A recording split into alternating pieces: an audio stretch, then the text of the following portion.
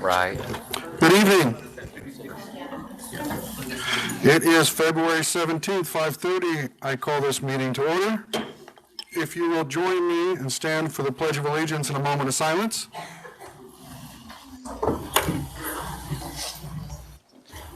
I pledge allegiance to the flag of the United States of America and to the republic for which it stands, one nation under God, indivisible, with liberty and justice for all.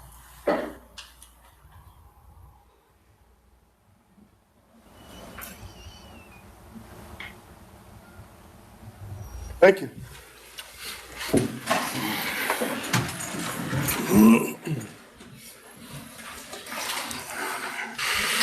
All right, item 1.2, adoption of the agenda. Do we have a motion? Motion that we adopt the agenda.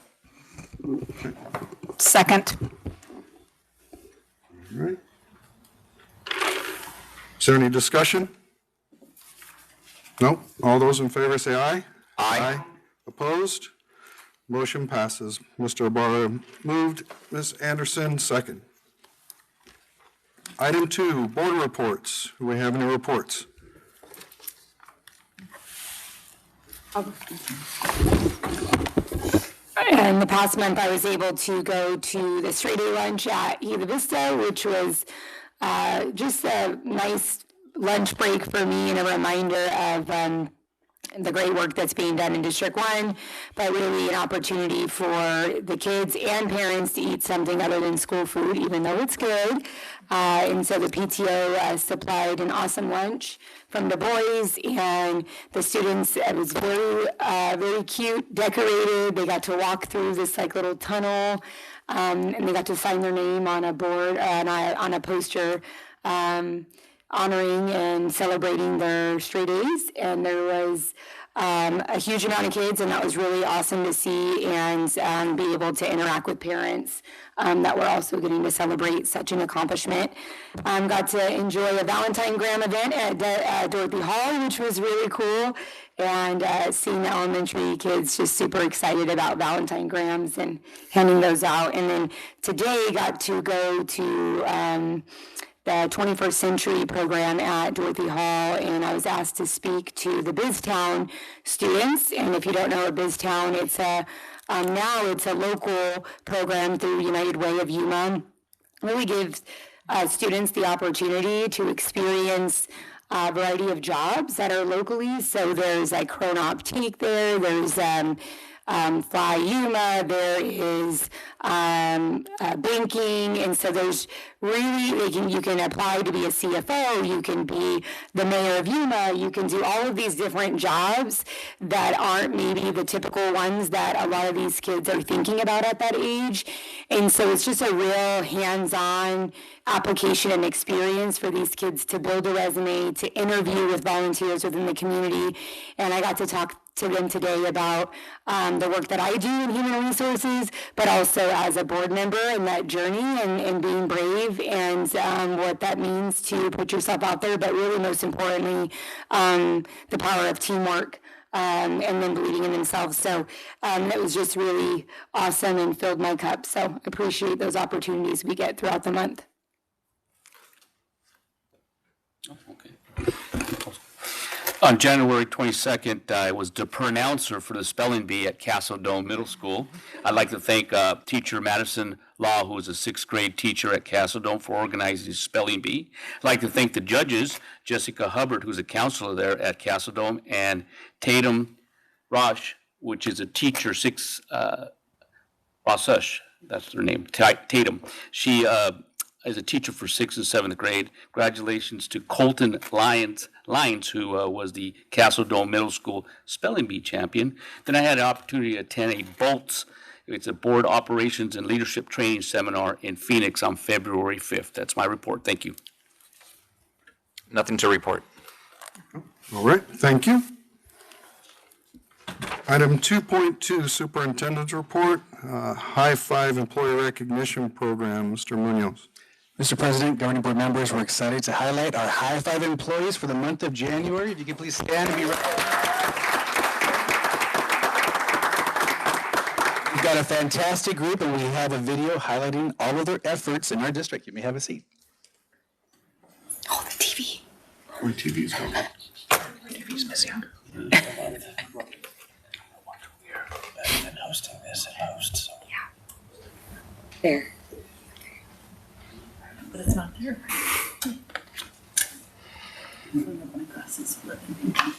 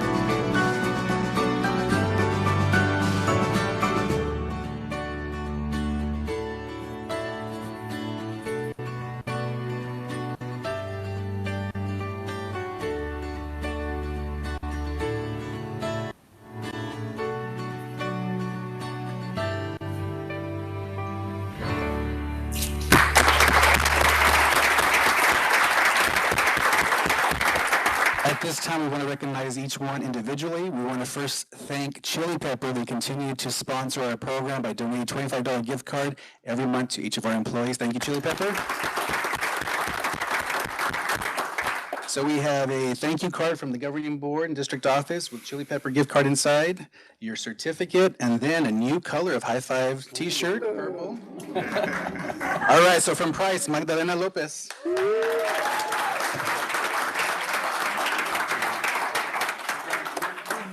From 4th Avenue, Andre Cabrelas.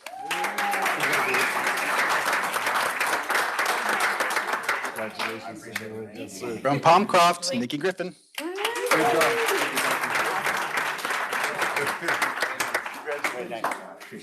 And from Hila Vista, Blanca Robles.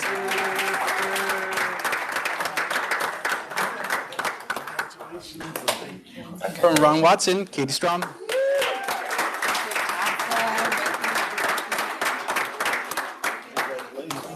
Thank you.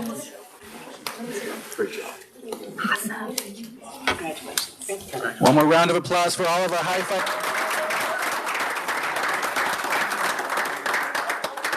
Thank you.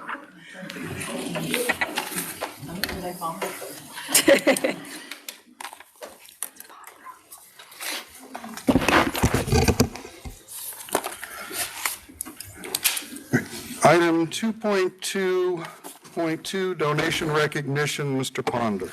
All right, Mr. President, members of the board. So I'll go through and summarize these. So for Alice Byrne, we had donations of $241.42. Palmcroft had donations of $836.43. Pecan Grove had donations of $332.58. Price had a donation of $15. Roosevelt had donations of $754.74. Sunrise had $401.71. And we had a $50 donation to the district middle schools for a total of $2,631.88 for the month and a year-to-date total of $94,162.72. So thank you again to our community for support.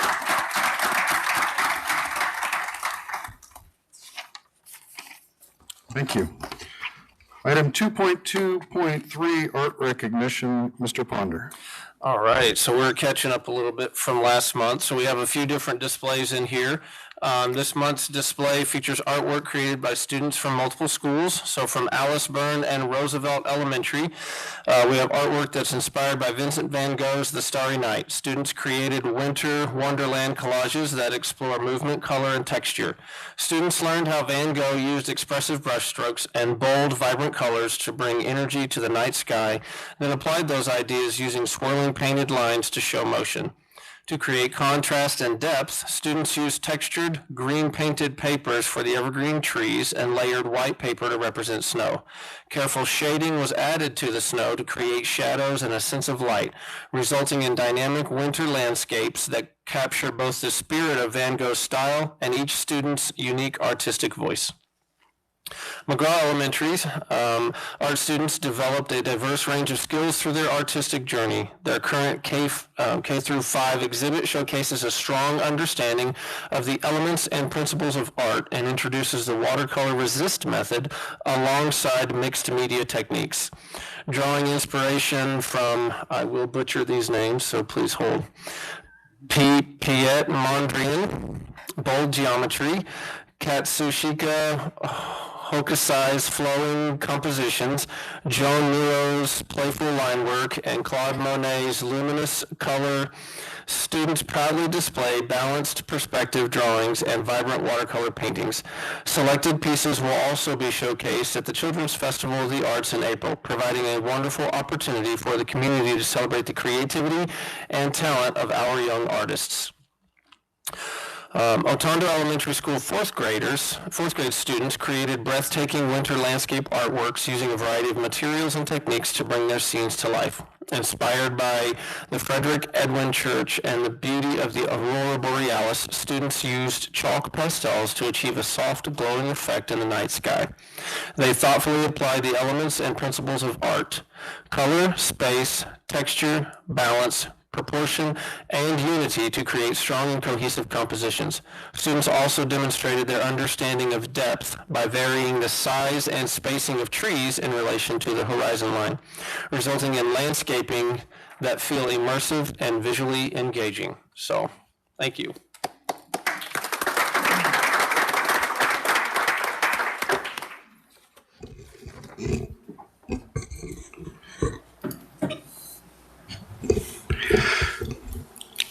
If those that are here just to celebrate the high fives want to excuse themselves, we're going to get into some informational items. You're more than welcome to, or you can stick around and see what we're going to talk about.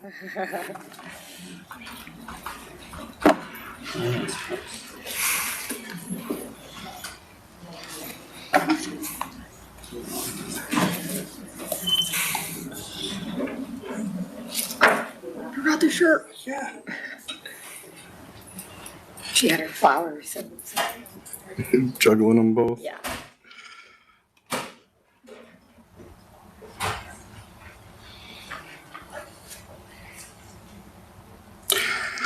All right, item 3.1, enrollment report.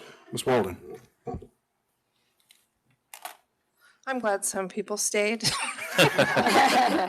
This happens to me every time.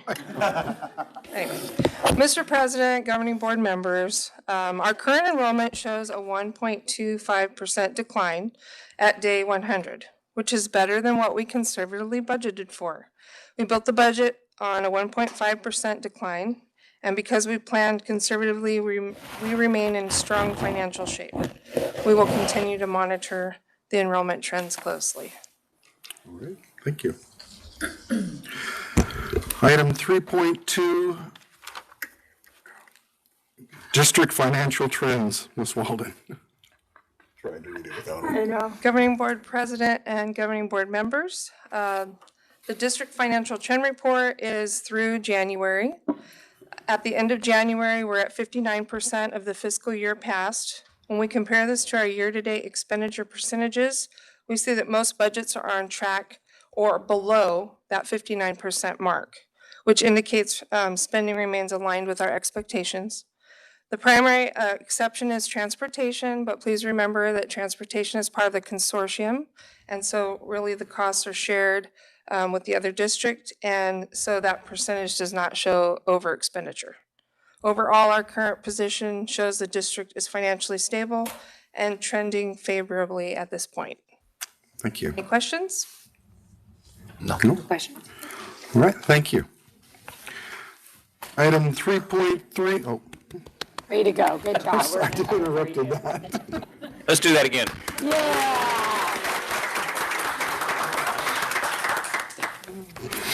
Item 3.3, classroom behavior support update. Ms. Lagunas. Right. Thank you, Governing Board President and board members. I'm excited to tell you that our student behavior response specialists just finished their third week at their sites. The teams have worked really well. So the two middle school teams, Mrs. Alonso and Mrs. Corners, they worked with their team to develop the data points that they wanted to collect to monitor. So with our middle schools, we're going to be focusing on academics, behavior, and attendance. And they're also going to be completing a teacher survey before the response specialist starts and then after the intervention with the response specialist. So that will give us some nice data between the two middle schools. The elementary teams, so Mr. Gerber, Mrs. Angulo, and Mrs. Logan worked together, and they have also designed a teacher survey. We're going to be looking at the behaviors, the responses, teacher reflection about how it impacts the instruction. So that is also going to be taking place along with our zones of regulation curriculum that they're going to be working with the students to really help them identify ways that they can de-escalate themselves. And then we decided on the data points of March 6th, April 10th, and May 8th. That way they're going to submit some progress monitoring data because right now they collect, in these first 4 weeks they're collecting baseline data. And then that way I'll be able to show you the progress of how it's impacting. So starting with the March board meeting, I should be able to show you a little bit of the impact. So any questions? All right, thank you.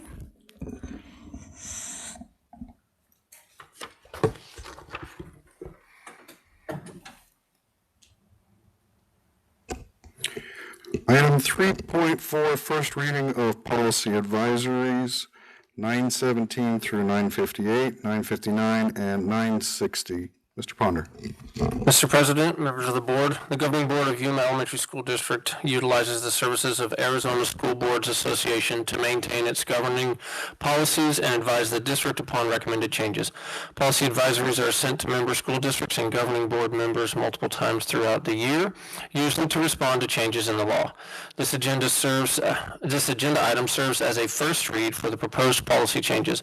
ASBA's policy advisories 917 to 958, 959, and 960 are available on the district's website to facilitate community or employee input. Though no action is required on this agenda item, I'm prepared to address questions, concerns, and comments from the governing board members. Any questions, concerns, or comments? Now, from my review, it was kind of cleaning up, updating, as you said, by the new statutes or anything like that. There wasn't any changes to how we're proceeding in our policies. Yeah. You agree with that? Yeah, I didn't really see anything super substantial. We'll break them down as a team between now and the second read and provide you guys with any input if we see anything different between then. Yep. Okay, thank you. Yep. All right, item 3.5, ESS proposed structure overview. Ms. Jimenez.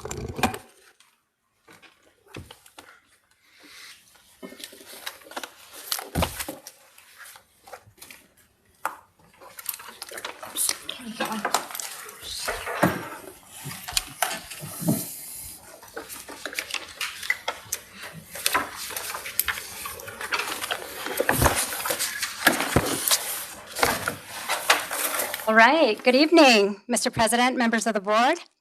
Thank you so much for having me today.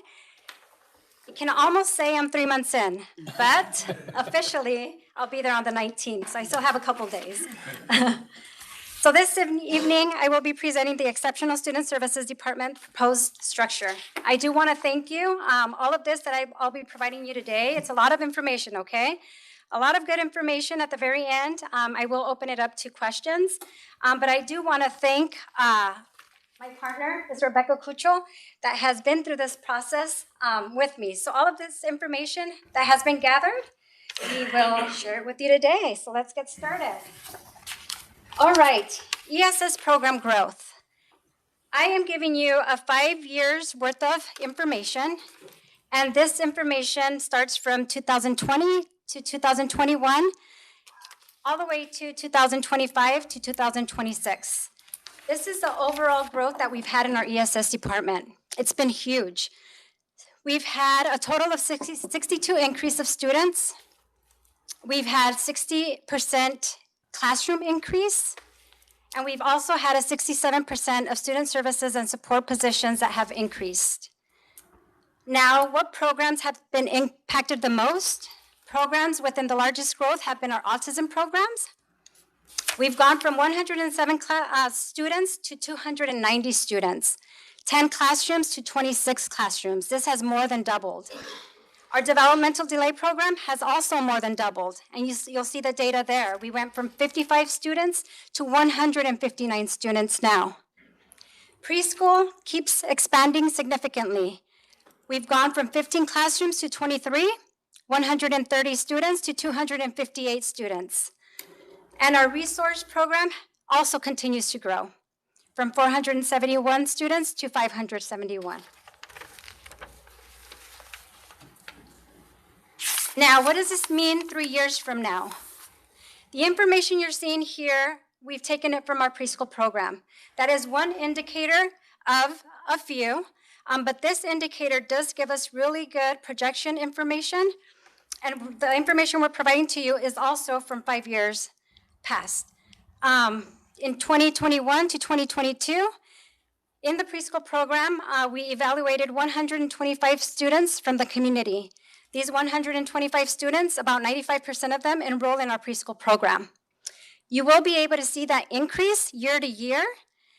And if you compare it to 2024 to 2025, you'll see that there was a 57% increase overall. So we've started in 2021 to 2022 with evaluating 125 students to 200 now. And that has been consistent in the past 2 years. Now, what happens with these preschool children? They enroll in our preschool program, but they also continue and move on to our elementary classrooms and our middle school classrooms. Now, that's not the only data that we have.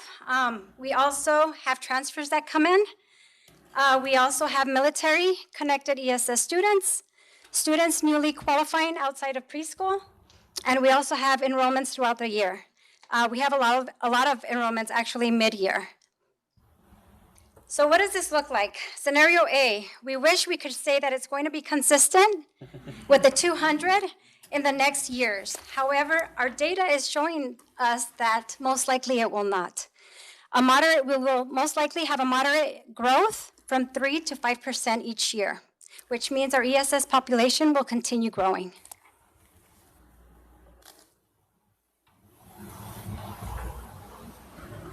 So what have we done? We've really gotten some feedback from our stakeholders. We've had multiple meetings with our executive administration. We've met with them several times since I first started on the growth and looking at where the ESS department is heading. We've also had a lot of conversations with our administrators, conversations with our teachers. We did send out a survey to 55 ESS staff members. We got 32 responses. And all of the feedback that we've received, we've compiled it. And we again met with our upper administration, with our EA, and we shared what that information painted, which I'll get to it in the next couple slides. Now, moving into the leadership infrastructure. I've been here for the past 7 years, and my prior position, I was a preschool director. I worked closely with the ESS director. However, the past 7 years, that model has been the same. We've seen a huge increase in growth in our ESS population. However, our infrastructure stayed the same. Leadership capacity has not expanded proportionally to the program growth. And you can see there, I did reiterate the enrollment numbers that we have from 2020 to now. Now, I do want to say that that 1,872 number is from February, so we have not finished off the year. That is higher than what we ended last year. So this is the picture that we painted with all of the information that we've gathered from our stakeholders and with the input of our EA administration team as well. So what we've done is we pretty much looked at what is within our ESS department. Everything existed on there, on that picture that you're seeing. Everything existed except for the 2 assistant director positions that we've included in this program structure. On the left-hand side, that is 1 assistant director of instruction for exceptional student services that we are proposing. And that will consist of ensuring that we still are supervising our preschool program, and also that we're providing the instructional support that is needed in our classrooms and programming. That left side entails about 107 staff members. On the right-hand side, we have a 2nd assistant director of ESS. And that 2nd assistant director will monitor compliance, evaluations, and related services. On that right side, we have another 100 staff members that we directly supervise. The reason why we're painting this picture is because we would love to have a preschool to 8th grade unified structure. We really wanted to bring it all together, starting from preschool all the way up to 8th grade. So we really want to ensure that we're focusing on providing that support in instruction and also in compliance with which are huge pieces that we work on every single day with our sites to impact our children and families. Now, what we're looking at here is we clearly identified the related services that are under the ESS umbrella, but all of the programs that live within the ESS umbrella. I mentioned preschool. We also have PBIS, 504, MTSS, and Synergy SC, which are different programs that we work on to ensure that we're meeting instructional support and compliance with state and federal. Now, we have this here as phase 1, the 2 assistant directors that will oversee the programs and the staff. Now, in phase 2, what we're wanting to do is really focus on those components that are under the assistant director of ESS positions to ensure that we're adjusting and monitoring where the need is needed.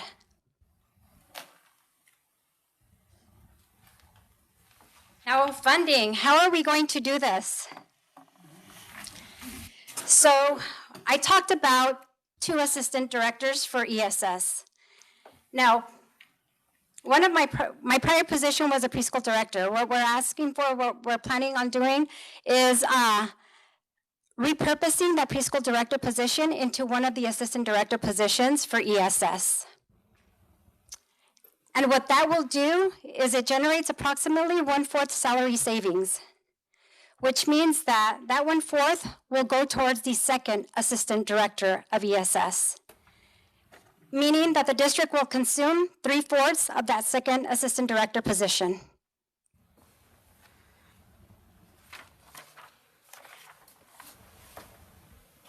Now, how impact will be measured? So I mentioned we have services and compliance. That'll be measured through service logs, compliance reports, and ADE audits. We go through ADE audits very often. We're actually trying to get through one as we speak. Student outcomes, we will make sure that we will see progress in the IEPs. Benchmarks, we do have a curriculum that we've adopted recently. We want to ensure that curriculum is implemented, and we're using the assessments within the curriculum to provide information on student outcomes. Staff and climate, we plan on providing surveys to our staff, and we hope that improves, that we show improvement within the surveys that we provide. And we're also providing or going to complete PD coaching logs to ensure that the support that we're providing out at sites, we are providing evidence. So we are creating logs, sharing that with teachers, and sharing that with our administrations as well, so that everyone knows where we're at when we're working with our teachers. Program quality and collaboration. We know that our preschool programs are providing high quality. We want to ensure that we continue doing that with this model. And then we want to expand learning services, collaboration. We want to make sure that we start providing trainings together. Again, this is a unified structure that we're creating. We also want to start doing that with our learning services team, collaborating more and providing more trainings together to our staff so that we're delivering same messages and we're working together to support them.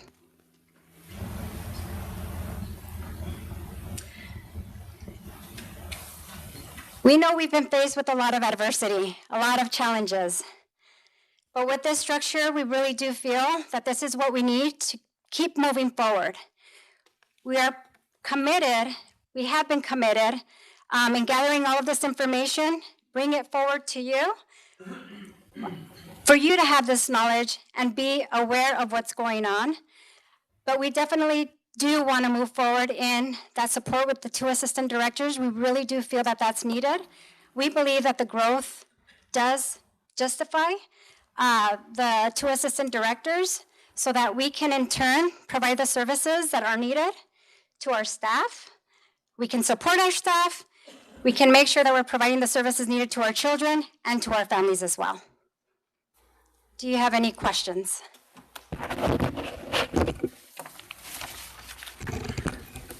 Go ahead. Go ahead, please. First of all, Erica, I would like to thank you very much. I spent an extensive amount of time at the preschool at Otondo. Yes. Very well organized, okay? And very impressed with that, so thank you. And I had a question here with the phase 1, the preschool director would now be turned into assistant director of ESS. The other assistant director phase 1, would it be a promotion from within, in-house, or would it be open recruitment position? So we are hoping that we do get staff from within to apply for these positions. Yes. Okay. Thank you. I know that you have a large task ahead of you with ESS. I mean, I think you summed it up with 7 years, a stagnant program, and growth like we're seeing 60%. So you have quite a bit of work ahead of you. You have an opportunity, my thought is, to survey the parents that have had their children in the program and receiving services to be able to reach out to see if over the next year, 2 years, they're seeing a change or an improvement in this addition and the programs that are being laid out. Is that something that you're willing to be able to reach out to the parents to survey them on what they think from their perspective? Definitely. Just like we're doing with our staff, that's something that we can work on to survey our parents so that we can gather that information, yes. Okay, because I think that's a very critical piece of data is parents know, the emotions of their children at home. Teachers know quite a bit about them, but parents are really going to see everything from enrollment through the program, what they're receiving, and I think that's a valuable data point that we should receive. Yes, definitely. Okay. I don't have any more questions. Does anybody else? Just more of a comment, Mrs. Jimenez. I'm very proud of you. You have proven that you are the right person for the job. I see your work in this. I see what you've done. Obviously, the district's going to have to come out and figure out what they're going to do to come up with that roughly $60,000 to make this work. Right now, the classes that we have, are they over capacity right now? And how are we addressing that? So yes, some of our classrooms are over capacity, and that's in phase 2, which we're also looking at. So we're currently looking at staffing. That's what Ms. Becky Cucho and the team and I are doing these next couple of months, is really digging deep into our classroom sizes, and then having conversations with our EA and bringing that information forward. Okay, because I didn't see on the red lines, I saw psychologists, but I didn't see teachers. As far as the phase 2 is why I was asking that. I guess the next question, which would be probably for the board administrators, is do we even have the classrooms to be able to expand? Or how are we going to divvy these kids up in the schools that we already have? So we are looking closely into that. We know that in the East, that's challenging. So we are definitely looking at in-town schools. Another thing that we are exploring that I didn't mention it either is we are looking at other opportunities within the school, within the community, to see what we can do and what we can offer, to see what opportunities there are out there, especially for our autism programs. So that is something that we're looking into. We don't have the details as of yet on what we would be able to do with that. However, space is always something that we're looking into. So, conversations that we're having is, can we repurpose some of the classrooms that we have in the East if we're looking into other opportunities to be able to support our growing populations? Or can we provide something in Midtown where it's not too far away from our East schools and not too far away from our schools in the West? So we're definitely looking at different options. And of course, there are schools that do have the space, which would be also an opportunity if it arises that we have to go that route as well. Right, and then I guess on demographics, when we talk about that, like, taking the kids to the east that might be coming in from down, is that going to be too far for those kids? Well, we definitely are looking at addresses. We're looking at addresses to see how far it would be. We would love to have an opportunity out in East, which we're definitely looking at. We have some ideas. However, those ideas have not been shared yet.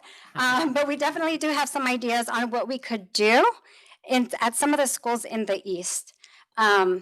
As far as when we're looking at in town and how far it is for some of our families in the East, we are looking at the McGraw-Raleigh area because that's centralized. Right, right. Yeah. That's really all I had. I really do appreciate everything you're doing. You're doing the right things. Thank you so much. I appreciate you. Can I add just one thing to what she was sharing? Is we are, as part of our demographic study and how the district might need to shape or grow in the future, part of that is analyzing maybe specific spotted growth for some of our schools out in the East, so there is more space for those students. So we want to make sure every student has the ability to attend their neighborhood school if that's their choice. And so that's part of what we're looking at too with the growth in those areas, is making sure that we have those opportunities. So that's part of the solution to that question or that challenge as well. Can Mr. Ponder, do you have an idea already in your head of where this extra money is going to come from, or how we can achieve this? We have some money in our M&O budget. We have some money in our Medicaid funding that we receive, and through rebates each year as well. So we do have the ability to cover the additional cost of it. Yes. Okay, so this is something that we could definitely move forward on then. Yes. Yeah. Erica has been in conversation with us for several months now, kind of on what she's thinking of her ideas. So we wanted to make sure we had that funding kind of aligned before we brought it forward. So yes, we're comfortable with the cost of it. Beautiful. Yep. Quickly, Mrs. Jimenez and your team, I want to say thank you. I know it takes time to collect this data and this type of data to bring it so quickly to the governing board. It helps us understand what the needs are from a leadership perspective. I feel that the structure that you have in place really highlights the needs of district ESS. And I think sometimes when we say exceptional student services, people think that that's solely special education.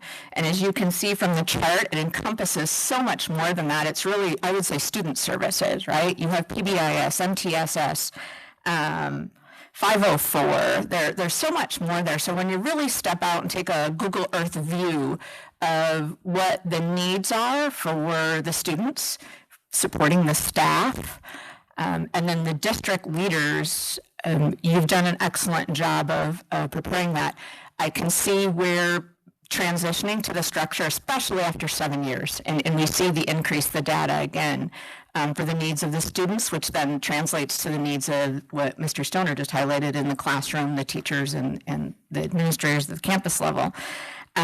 I can see how powerful this will be as you move forward with this structure and collecting additional data as you continue that cycle, that you collect the data, look at it, what does it tell us, what's the next move when you collect that parent data to really outline what the priorities are for students, along with hearing from classroom teachers and campus administrators, campus staff, what the needs are. So once you collect those two pieces, you're going to have some real clear priorities for these folks that are in these new positions. So thank you. Thank you for your feedback. Mr. Mayor, may I ask Erica to expand on one item that she didn't mention that you might not be aware of, private schools. So we have eight private schools. So what we do with the private schools is we develop ISPs and we provide services at the parochial schools or at the charter schools or at the private schools where the child is enrolled. So that's our related services staff going to these private places and providing the services for the kids that are receiving special education services. Nice. Mm-hmm. Yes. So when we do that, are we billing them? We have something called proportionate share. Jamie would be able to answer that, the best question, but she does it every year for us. But there's a proportion, there's a percentage of our IDEA budget that we must spend, but isn't that correct? We must spend with a private school. So that's how that's done. But I wanted you to see that the scope isn't just Yuma District 1. The scope is all of Yuma. Yes. And with the private schools as well. Okay, appreciate that. I didn't know about that. Well, you know. Yeah. Okay. Did you have a comment? Just wanted to mention real quick on your command structure that you have, being a military man, which is great, is that since I mentioned earlier about your excellent job with preschool program, it's still going to be under you. Yes. And that's just great, because you have, the ESS preschool will fall under you. It's just great. Thank you. Thank you. I did that on purpose. No, I'm kidding. All right, that's it for comments. Thank you very much for. Thank you so much. Yes.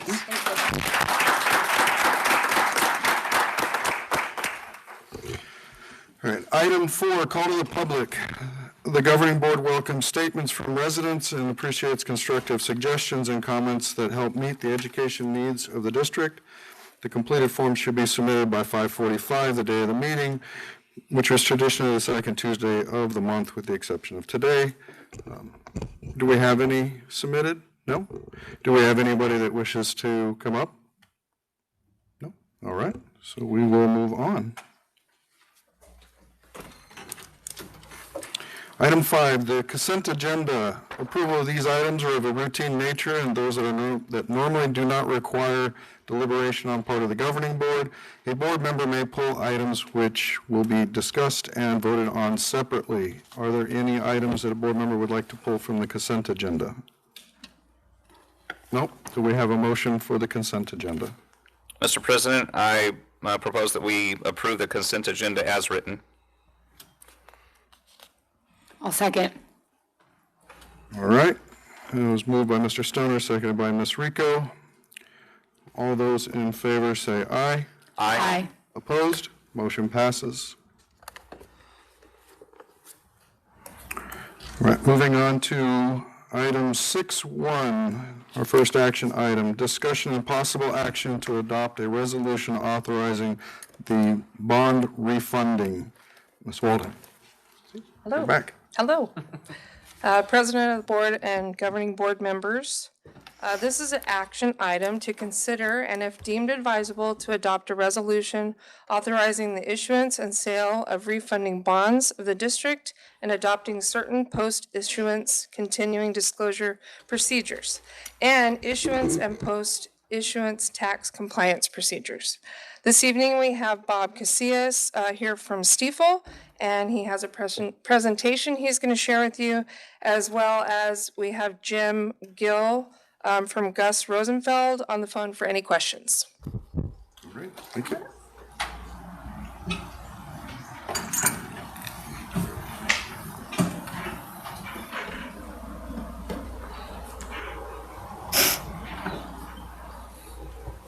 Good evening, Mr. President, fellow board members. Appreciate the opportunity to be here tonight. First of all, I just wanted to state the talent and creativity of the students you have here is amazing. I was looking during the presentation, and kudos to the parents and the children that did that. And it's truly amazing. I can barely draw a stick man myself, but that's not about me. Appreciate the opportunity to be here tonight. Recall a couple weeks ago, January 29th, I was with the board at the work study session, bringing this back with some updated information. You have also in your board packets the authorizing resolution that we'll address here shortly. But I just wanted to highlight a couple of the pages on the PowerPoint presentation. If we could maybe go to page 3. And the refinancing of bonds for school districts is very similar and analogous to refinancing a home mortgage. So the district over the years has entertained and accomplished several refinancings. Your outstanding bonds today, this is what this page represents, bonds that were sold back in 2015 as well as 2017. And right now, the refinancing opportunity is for the 2015 bonds, and you can see the various interest rates of those bonds and the maturities over the course of the term of the loan, which goes to 2034. The district is highly rated at an A rating. You were able to get bond insurance we talked about last time, which is a further way to reduce the interest rate even after paying that premium quote associated with that. So we anticipate going through that same process if the board deems it appropriate to go forward tonight. The next page I wanted to just briefly talk about is on page 5, if you would please. And this highlights, I'm catching a little something, so forgive me, but this highlights the refinancing, at least the last estimated, again, is changing on a daily basis, but the district would be able to refund about $8.4 million. Remember, last time I was here on the 29th, it was about 7.4. Because rates have trended lower, it makes sense to potentially refinance your 2029 maturity. So refunding about $8.4 million. And then columns 8 and 9, as you can see, would be the refunding bonds, again, at the estimated interest rate. A couple things I wanted to note that is slightly different than in January, a couple weeks ago when I was here. We were looking at potentially eliminating the last 3 years of debt service completely. under this new structure, and potentially if interest rates cooperate, you would actually be able to eliminate 4 years of debt service. So not only, if you looked at column 13, saving approximately 32 cents over the life of the bonds, 32 cents on the tax rate, eliminate 4 years of debt service, as well as tax rate management we talked about in January as well. And so for 3 or 4 different positive reasons, there's in our opinion, a good opportunity for the district. And then the last item I wanted to briefly touch upon is on page 6. And this shows the estimated savings again. We're looking at it a couple different ways. If you look at columns 3, 4, and 5, it shows the potential refunding debt service. The estimated savings you can see in column 6 on a nominal basis, almost 1.1 million. It was in January about $1 million. So 1.1 million on a nominal basis. The net present value savings, again, these are net, both the gross and the PV savings are net of any anticipated costs associated with underwriting and selling bonds, underwriting fee, bond rating, bond insurance, bond counsel fees, et cetera. About 280,000 roughly in today's market of net PV savings, or about 3.3. So again, that reflects the anticipated costs. I think I mentioned roughly estimated about 225,000 associated with the transaction. So there's really, if you want to look at it that way, almost 500,000. It's changing daily, about 500,000 of savings net of costs, about 283 in a present value basis. So we'll keep our fingers crossed that rates continue to go the right way. Hard to predict with certainty, obviously, as folks read and hear on the news, a lot of conflicting items that impact interest rates, obviously economic activity, inflation, potential trade, wars, geopolitical risks, showdown in DC, shutting down of the government, those sorts of things all play into not only the stock market, but what we care about is the bond market. So, but in today's environment, there seems to be a good opportunity for the district. And I said the last item, I actually misspoke. Forgive me. On page 10, this is the calendar I just wanted to highlight for the board and others here at the meeting. A lot of hard work has gone to bring this to the board. Obviously, working with Superintendent Ponder, Jamie, and the rest of administration and the team and the financing team. Today and tonight, is the governing board considering that authorizing resolution, which sets forth and delegates to the superintendent and the director of finance to move forward with the financing team as long as certain parameters are met. Those parameters not to exceed $10,495,000 of principal, which represents all the maturities of 2015 bonds. Also, a not to exceed interest rate of 6%, the minimum savings of a minimum of 150,000 savings, which is that 2% we had talked about at the work study session in January. So those are the parameters. On this calendar, there's a lot more work that goes into it, assuming the board deems it appropriate to go forward tonight. We anticipate as soon as next week having a diligence call with the administration and the rest of the financing team to review certain documents that ultimately will be distributed to potential investors, not only in Yuma, but in the state, but across the country that typically buy municipal bonds. We would have conversation with the rating agency as well as the insurance companies, and hopefully be in a position, if the market continues to cooperate, to underwrite and price the bonds in mid-March and then close the transaction roughly in mid-April. So that's a rough updated timeline from the last time we talked that I just wanted to share with you all. And with that, I will be quiet and entertain any questions you all might have. Thank you. Okay, thank you. I appreciate all the information. It's a lot. I know we spent quite a bit of time talking and you're answering questions for us. I don't know if any of the board members have any additional questions for Bob. Just confirmation, when we were having our study session, we were at 1%, and then we're up at 2% now, right? The 1% you're referring to is the savings or the? No, the sales, I believe is what it was. We were talking about, we didn't want to leave any money on the table. We wanted to push the envelope to the line. It was 100,000 minimum, and it is now changed to 150,000 in the Okay, so resolution. 1.5. Yes, yeah, Okay. yes. Right now, in today's market, it's roughly 280,000, subject to change. And then again, the nominal, almost 1.1 million of savings. Right. And eliminating 4 years of debt service, which that's pretty significant, arguably, as well. Okay. Keith, do you mind if I ask you a question? Please? Yeah.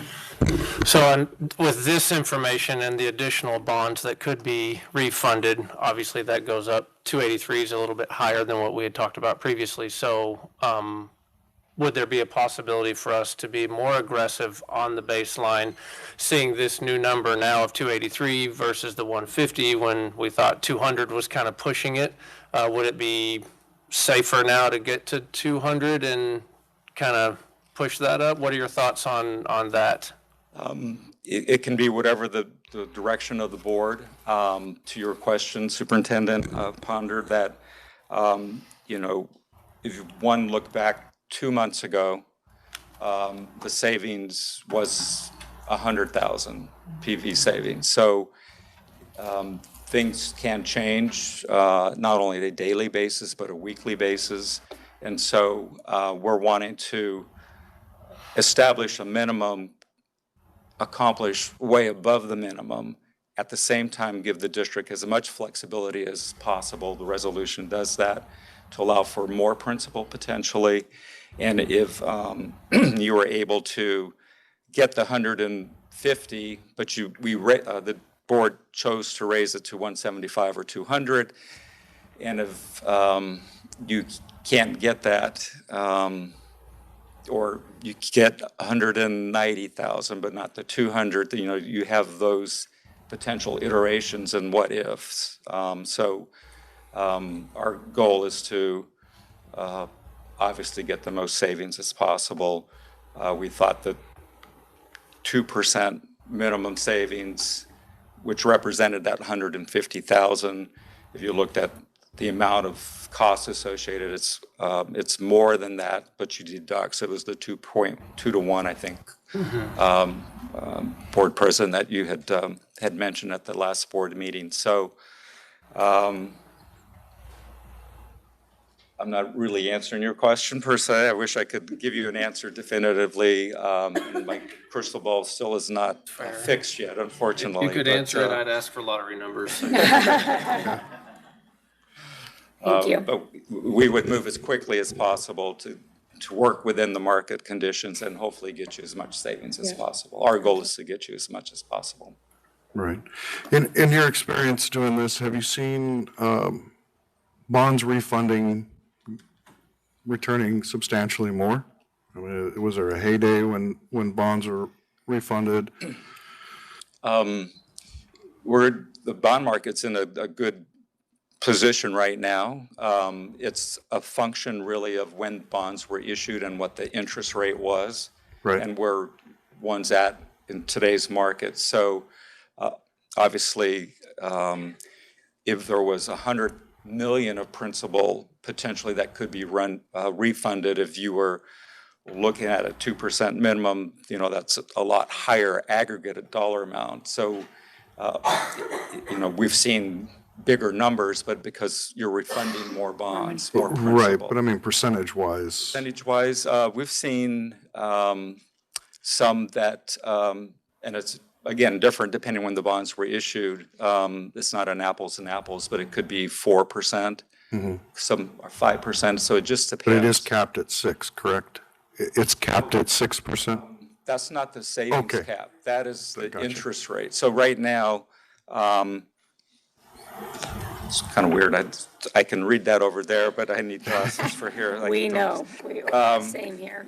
It's a not to exceed interest rate. And so even though in the coupon, recall that we talked about in January, would be most likely 5%, the yield to the investor is, for instance, our last analysis was 2.38% in 26, 2030, about 2.46%. So I think the last numbers run, we had a all-in interest rate, all-in of 3.2%. So it's well below that 6% cap, at least when we ran it a couple days ago. Right. Okay. Any other questions for Bob? No? Okay. I appreciate your time. If during our discussion, if we have more questions, we'll definitely ask you to come back up if you don't mind. Appreciate it.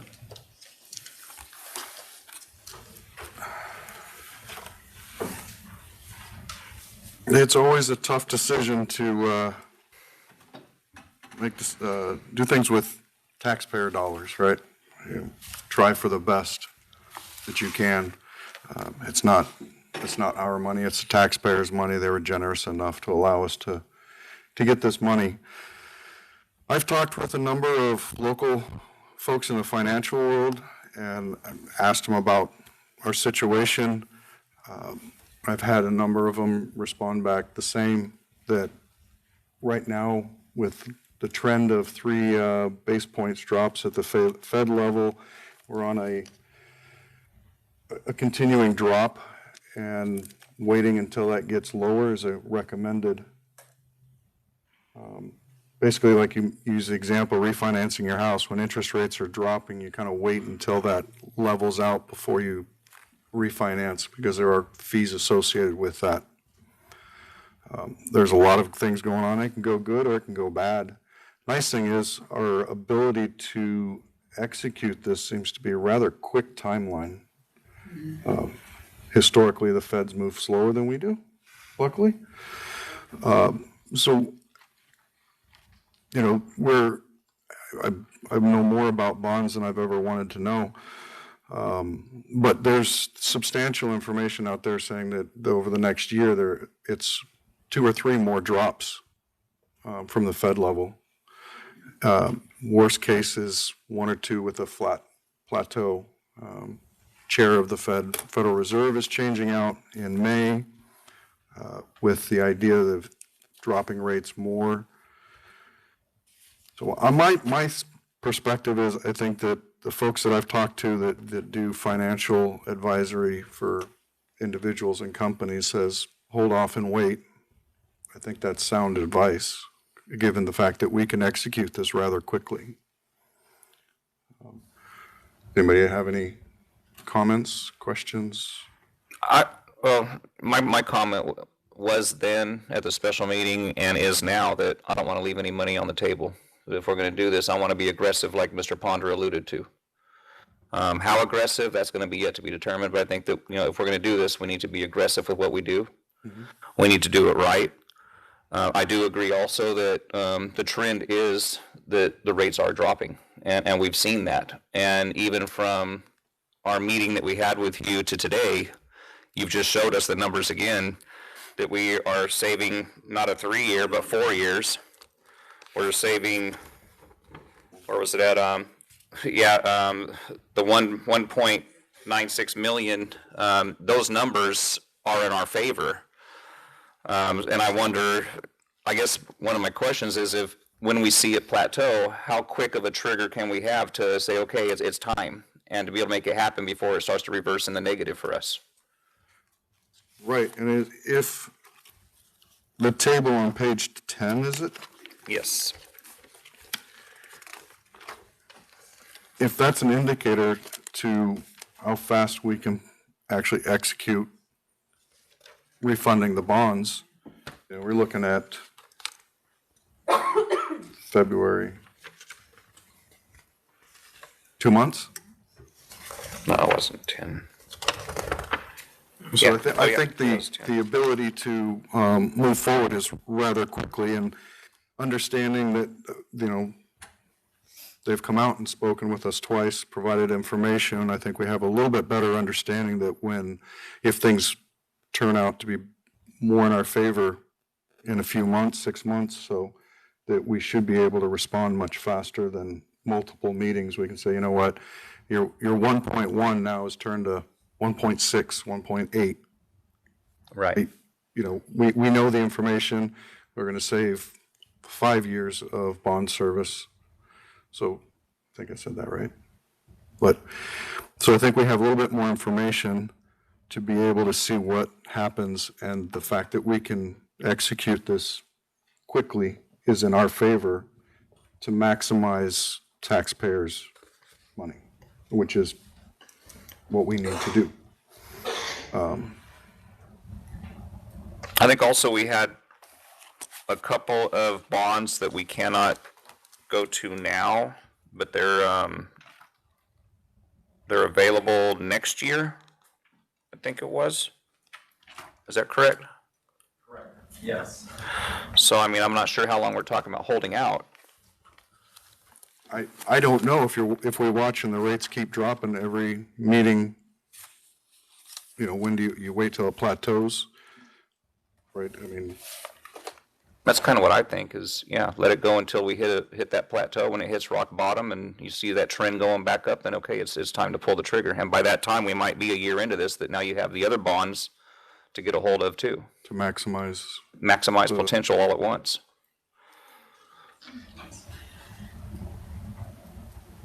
Some bonds will mature in July, and so that will change the dynamics of the potential savings as well. A lot of the work that got us to where we're at now really started back in December-ish, I think. And so there is a time to ramp up if indeed we're going to want to try to see where rates go.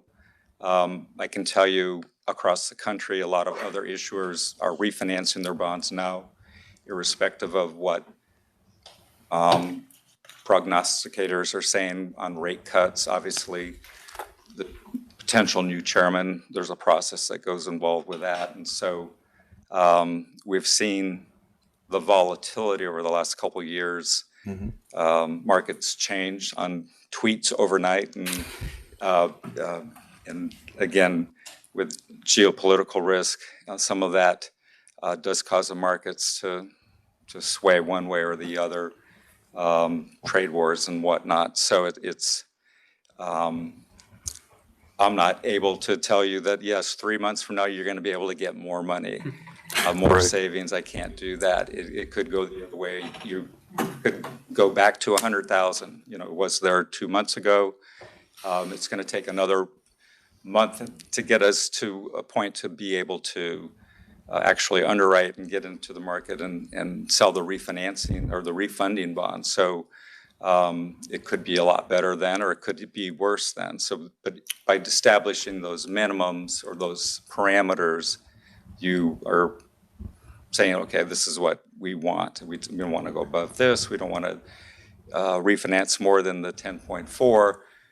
We want 150,000 net PV savings. So at the end of the day, it's ultimately the board's decision. If you want to wait and see how rates go, then that's certainly an option.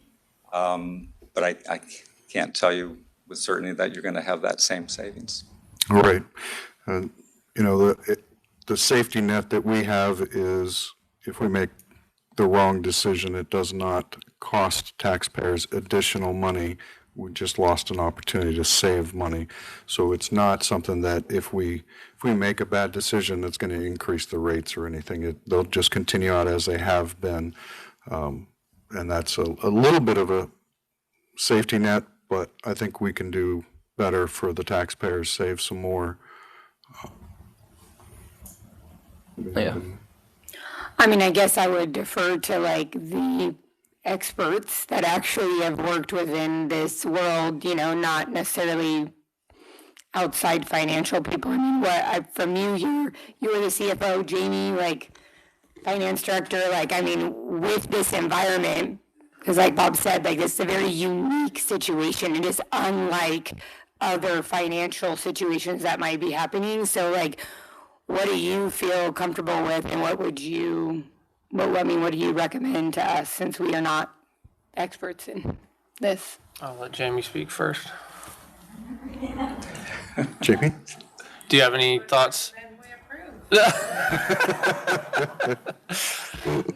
did mention that maybe you're in an area of, you can't lose, Can you go up to the- right? You can't lose, but if we're talking about, this is, sorry, my opinion, if you're talking about saving, a potential savings of 4 years of that debt service to taxpayers, Yeah. I'm saying, hey, that's as good as it's been in a long time, and it's kind of like playing the lottery, like if you or rolling the dice. Well, we lost. Yeah. Right. Rather win Yeah. for the taxpayers. So again, it doesn't do anything for the district really. It just Right. helps the taxpayers. So anytime we can help them. Yeah, not doing anything means not saving anything, but holding on, I mean, that's, to me, it's like it's a win-win if we do it now. We're in a better place than we were last month, but again, I am not qualified from a finance perspective to like, and so why I'm deferring to. Well, the way I kind of look at it, going back to the house thing, if I'm going to refinance my house, if I know rates where they are now, if it's going to save the amount of money I need in my budget that I'm looking for, I'm more of a bird in the hand type of person. And so that's just where I'm at with that, is if the deal makes sense today, I'll pull the trigger on that deal. And if 6 months from now, well, the rates went down, then I guess somebody else will get a better deal than I did. But I certainly understand the idea that the rates, once they hit bottom, whenever that is, if the plateau is kind of a definition of bottom, then maybe there's an opportunity to respond. But I don't know if we wait 6 months to reinitiate this process. I don't know if it is a 2-month turnaround or if it's going to take more lead time on your end to get us to this 2-month window. That's maybe something I don't know the answer to. Yeah, we'd have to restart the process. So a lot of the information that is in draft documents is stale, especially that would go to potential investors. So July 1st, new fiscal year, so there's going to be new data from the various sources, the assessor, treasurer's office that we've received so far that will need to be updated, so that's a process. So there'll be some lead time, as it was just the last go-around, to get it to a position where potentially bring it back to the board for the resolution, and then what rates do before then and what rates do after that is the same position where we're at now. So they are trending. We've also, from our economists in Chicago, a lot of folks are saying 2 rate cuts this year. Again, but who knows for sure? Right. And the person who's nominated, that process still has to go and make its way through the Senate. Guarantee that person's going to get through, but it's all political back in DC, so I can't, I'm not a pundit, I can't predict that either, unfortunately. Right. You had mentioned you started this particular round beginning of December, and then we were, we were slated for a February action item, and then we asked for a meeting with you so we can understand this. So if that's an indicator, 2.5 months Roughly. is what it is from, if we said, hey, we're interested in moving forward with this, 2.5 months is a fair estimate that we can have an action item in front of us to execute this, right? Roughly, yes. Okay. Okay. Can I ask one more question?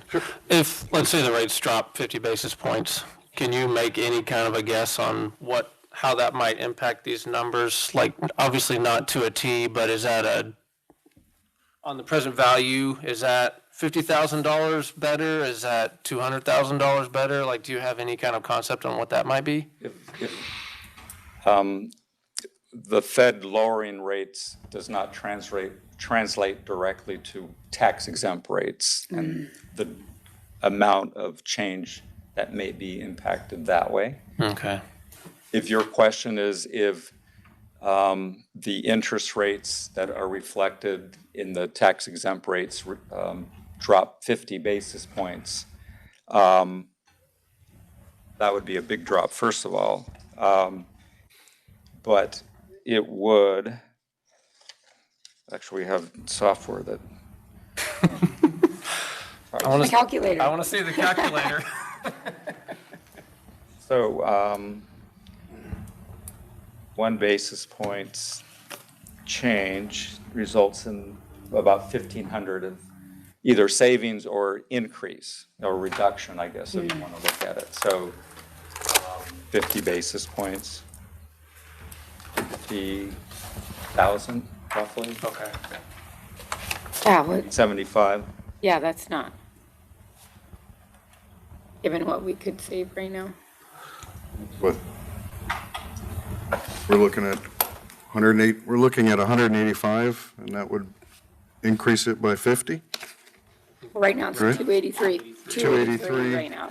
283, And we were looking at 100. Yeah, so if you went with the 50, but I'm you not said, saying rates are dropping 50 basis points. yeah, that's, yeah, so we might be using the wrong, yeah. Did you Dream. capture him saying that that's what was going to happen? Yeah. We've got you on audio back there. I wish I could tell you that. I can't. I'd be retired on the beach somewhere. Yep. But, I think Jim just hung up when he heard you say Yeah. that. He wants to be a part of it. maybe Jim can. I'm sorry. No comment. Fair enough. Must be over.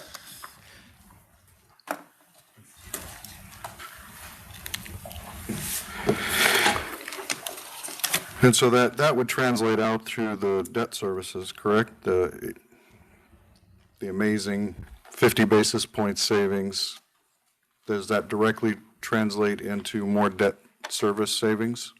It would be roughly another 50 to 60,000 of debt service savings.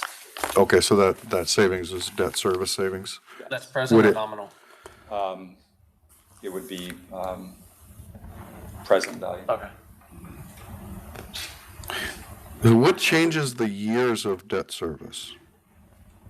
I'm sorry. What changes, reduces or increases the years of debt service then? We're pushing up some of the debts. If you look at page 5. Page 5. Page 7, maybe page 6 actually shows it better. So we're able to push up debt service a lot in the first 2 years. You can see in 26 and 27, that's where the tax rate management comes into play. Right. And by doing that, you're effectively eliminating the 31, all subject to change, right, with interest rates moving, the 31 and 30 through 34 maturities. And yes. Right, so that goes back to the page 5. I think it's page 5 where 39 cents, 24, 23, is that, Yes. those two are connected, correct? Correct. And the column 13 is the estimated tax rate savings each year. And so the cumulative effect is estimated, again, based on those financing assumptions, about 32 cents of savings, tax rate savings. Now, am I reading that right? That 26, 27 will have an increase of 14 cents at the rate? The first year, roughly 14 cents, and that's where keeping the tax rate from potentially dropping and having it level in anticipation of perhaps future activity if the district wanted to go forward with a bond election somewhere down the road. And then the next 3 years, again, estimated kind of flat, and then the savings would come in the last 6 years, basically. But if we went through with this, at these numbers, the taxpayers will see an increase in property tax the first year. Is that how this reads? It would increase at roughly 14 cents. Otherwise, it drops based on the valuations of what's assumed of going to column, well, the first column, the combined value, depending on what those valuations do, but it's estimated it'd go to 25 cents for debt service only. But the refinancing would, by you pushing it up and eliminating the last 4 years, that's where that increase. Right, so you take the last 4 years and push it up into Right. the first couple years, which as a result increases the property tax for the first year, and then it flattens out for 3 years and drops for the next 4 years. For the next 5 years, from 31 through 36. 36. Right. And then the net is that 32 cents.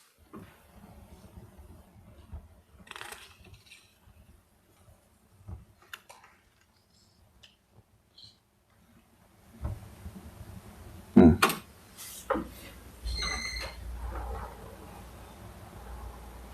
is that going to be the case with all, no matter what the bonds refinance at, the first year after a refinance, you see a slight bump in the property tax, and then it begins the decline slowly after that, or was this intentionally designed this way? If I understand the question, it is designed that way to keep it consistent with the prior year, and then to be able to eliminate the last 4 years, all in contemplation potentially of not only saving the debt service savings on a nominal and PV basis, but as well as mitigating any potential tax rate increase associated with the future bond election if the district indeed at some point in the future decides to go for a future bond election. So that was another, I think, item we talked about in January. Yeah. Right, it helps with the bonding capacity. Yes, and potential mitigation of future bond election. Okay.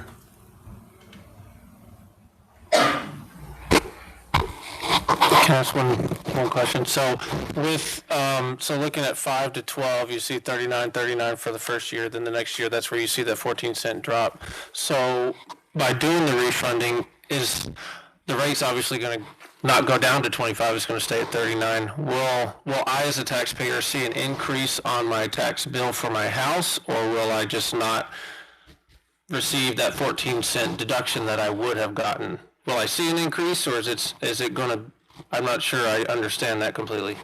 As a taxpayer, a decrease or increase may or may not be related to whatever the district does, because other jurisdictions flow into their tax bill. Let's say in a vacuum, we're the only ones that have tax. You owe me 14 So let's say on $100,000, since we're blamed for everything because yeah, indeed.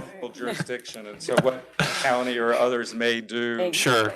So I just want to first say that. But, sure.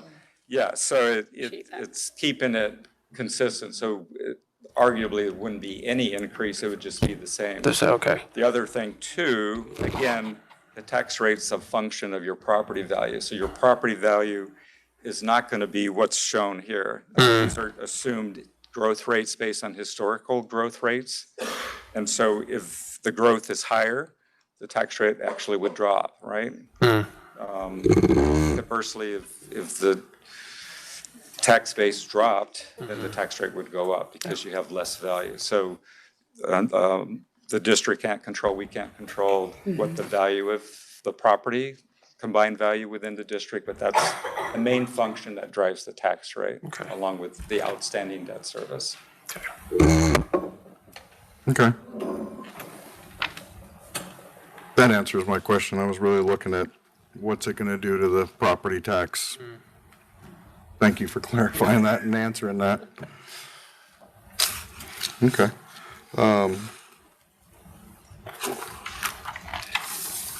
Any other questions? Bless you. No. I'm going to move to table the bond funding until a time that we can watch the rates to see if there's a better time in the near future.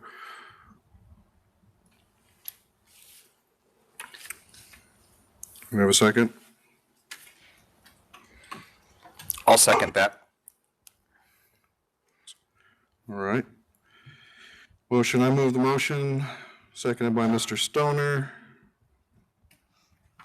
All those in favor say aye. Aye. Opposed? Nay. Nay. All right. 3-2, motion passes.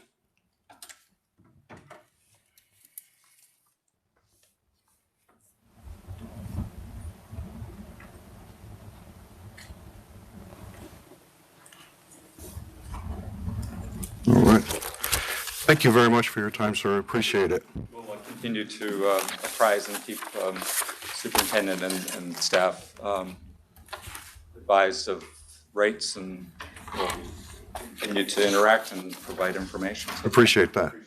Thank you. Thank you.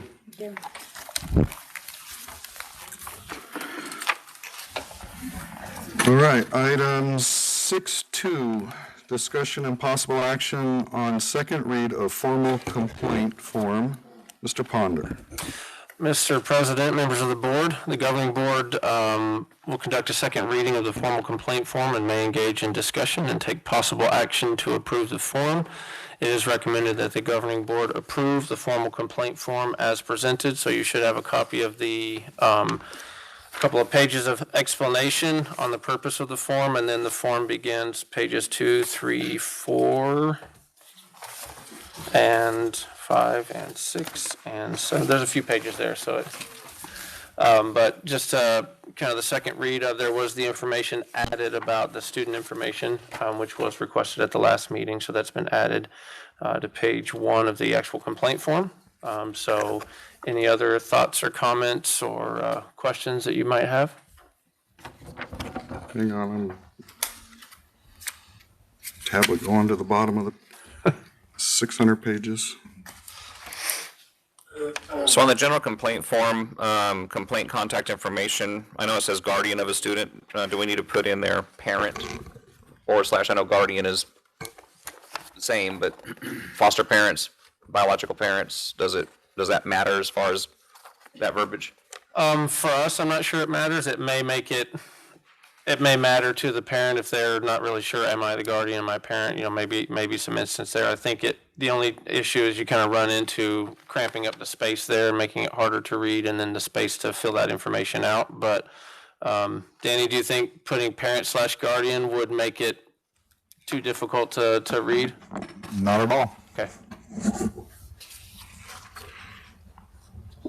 I do have to say that reading through it, I do like what I see. Mm-hmm. I like that it's one form fits all. They are instructed on how to fill it out, very easy instructions. And they have basically a 4-step process. Step number 1 is informal, meeting with the parent or the person they're having a problem with. Mm-hmm. If that doesn't work out, then they file complaint number 1. Everything is there on the complaint information, the summary, the resolution remedy. That's taken care of. If they don't like that, they move on to Mr. Supervisor. And if Mr. Supervisor doesn't work out, then they move on to the superintendent. If that doesn't work out, then they move on to the school board. So I like the step process. I like everything that I see in there, really. And then we did say in the last meeting that we'd like to see this also in Spanish. Is this also available in Spanish? Yeah, it will be once the final form is approved and updated, then we'll make sure we get it translated into Spanish, yes. Okay.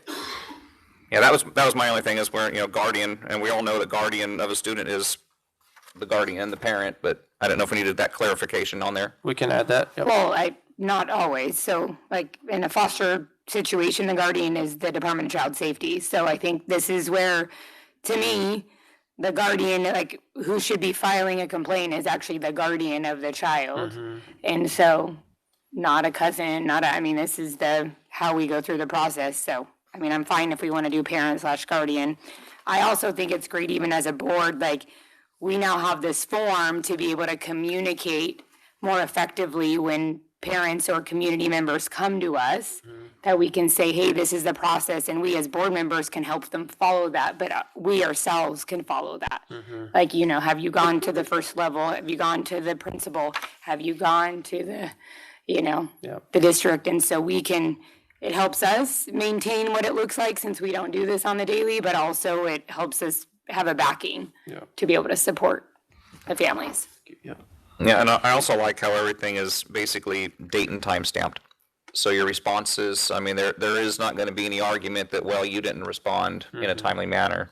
It's all on paper to where there's not going to be a dispute. So I do like that also. I also love the form. It's excellent. Thank you.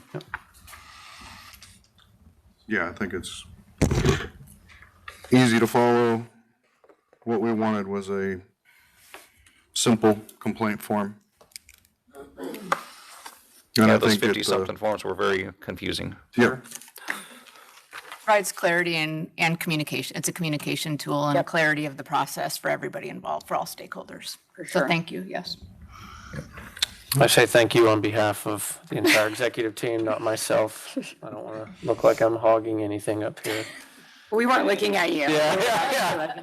You knew better. Yeah, so thank you for everyone, for the team for helping put this together. Yep. Not a problem. We are happy to see this.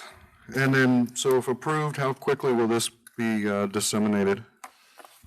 Once we get it translated, then we can get it sent out. I would guess probably next week sometime, just to make sure we have plenty of time to get that translation. We can get that sent out and then make sure we send that communication to our staff on this is the form going forward. These are kind of answer any questions. We can do some internal training, I guess, on the form, the use, and the processes with that. So I would say a week to 2 weeks just to make sure we have enough time to translate it and answer any questions with our team. But certainly, I think by the end of this month, we could have it in the hands of everybody and moving forward. Yeah.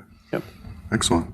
So this will be in the admin office, in the principals or the office of each school, and then also online then? Yeah, we'll have it online, and then we'll have copies available in each school office or departments, I suppose, as well. Okay. Like that. Excellent. All right. Any further discussion? Nope. We have a motion? I move that we accept the general complaint form as written. I second. All right, moved by Mr. Stoner, seconded by Ms. Anderson. All those in favor say aye. Aye. Opposed? Motion passes. All right, moving on to item 6.3, discussion and possible action to consider approval of the district exit form. Mr. Ponder. I've got it mixed up in here, so I'll just go through my computer real quick.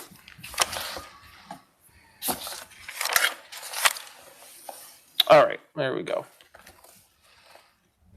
So the governing board will discuss and may take action to consider approval of the district exit form. It's recommended the governing board approve the district exit form as presented. So you do have the paper copy provided to you, and then we do have a Google form version as well that can be filled out so that we can do either method. We do hope we get more Google form versions because it's easier to take that data, process it, analyze it, and do something with it. But those that we receive through paper form, we can certainly enter into that same system and make sure that we capture that data so we can see any types of trends or do any analysis that we need to. But the purpose of the form was just to try to capture as many reasons for withdrawal as we could, and then provide a kind of that Likert score with no middle ground area on some of those areas that we want to focus on in our schools as well.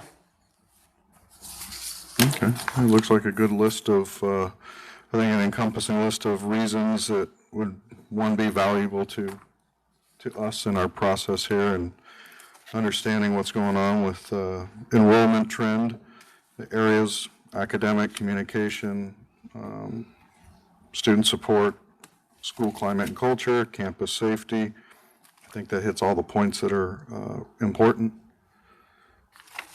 My only question here is, would it make sense to add, if willing, like, if they're willing to be contacted? Just thinking about like anonymous situations, and I think that in exit interviews, it's important to give the opportunity for them to be anonymous, but I think it's also a possible missed opportunity.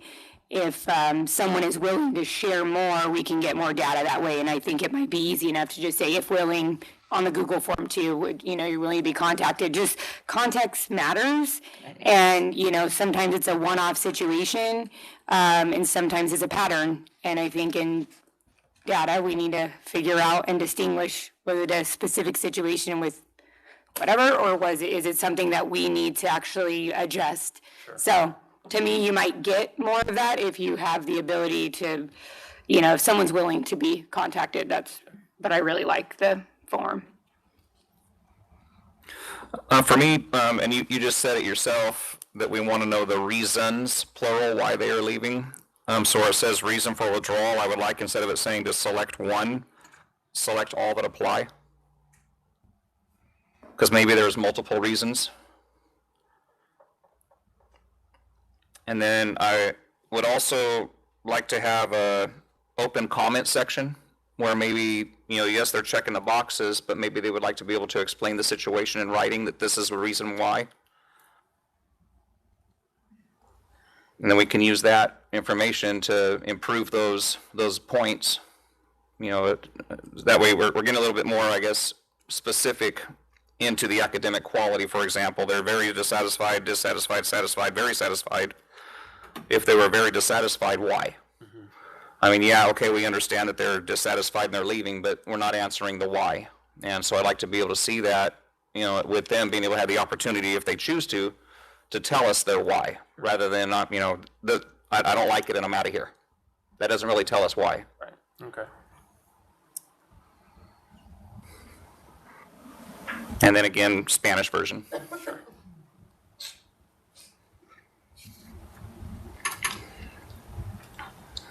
Okay. Anybody else? So on this one, we have the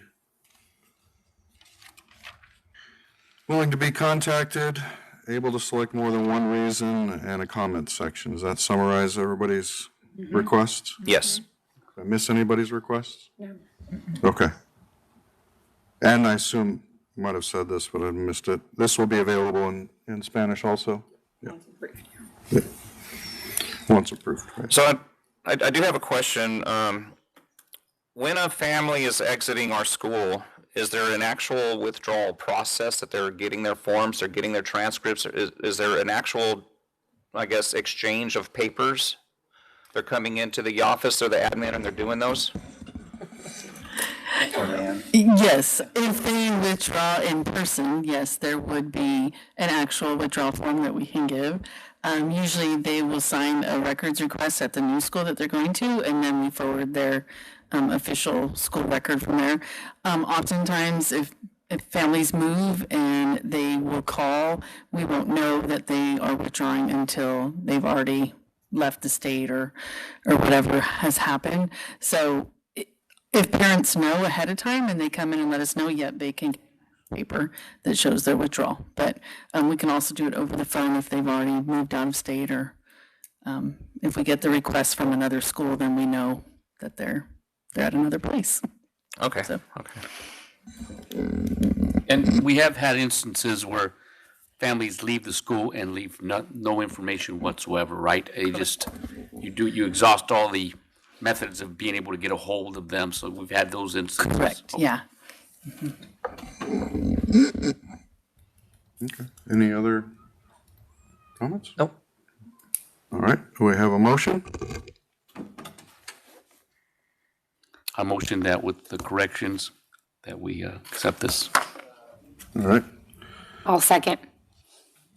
All right, moved by Mr. Ibarra, seconded by Ms. Rico. All those in favor say aye. Aye. Opposed? Motion passes. All right. Moving on to item 7, future agenda items. Does any board member have anything that they'd like to see in a future meeting? All right, with that,